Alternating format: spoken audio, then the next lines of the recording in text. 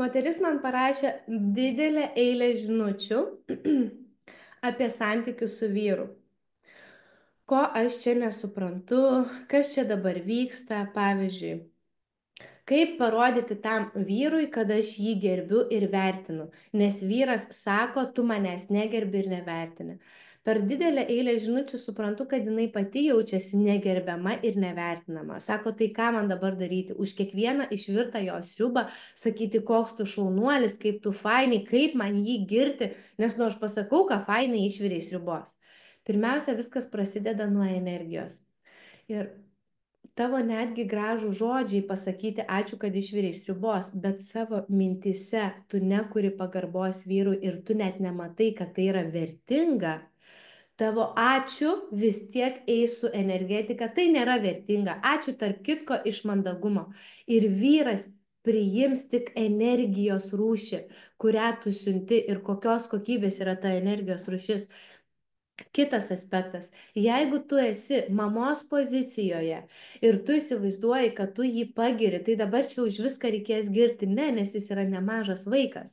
Tačiau jeigu tu esi mamos pozicijoje didelę gyvenimo dalį savo santykiuose su savo vyru ir tu jam pasakai ačiū, kad išvirei sriubos arba nu va, gerai išvirei sriubos, jisai gauna pagiras kaip vaikas, bet jis nori būti įvertinamas kaip vyras.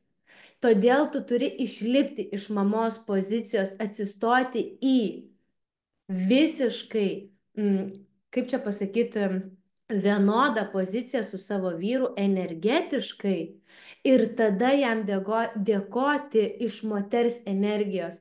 Nes ką mes dažniausiai darom, mes čia kažką bandom pavertinti, įvertinti iš mamos pozicijos. Tai yra paskaita, kurią aš pristačiau visai netrukus seminare, kursuose ne mamytė, o moteris. Tai kaip jam įtikti, sako, kaip tam vyrui įtikti? Įtikti jam nereikia. Tu pirmiausia turi įtikti pati savo, nes iš žinučių aš suprantu vieną esmę.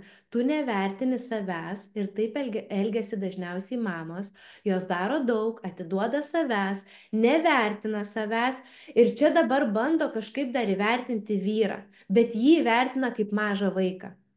Ir jis negauna moters energijos. Jis gauna mamos energijos, kuri neužpildo jo kaip vyro. Jis paprasčiausiai nori moters energijos įvertinimo.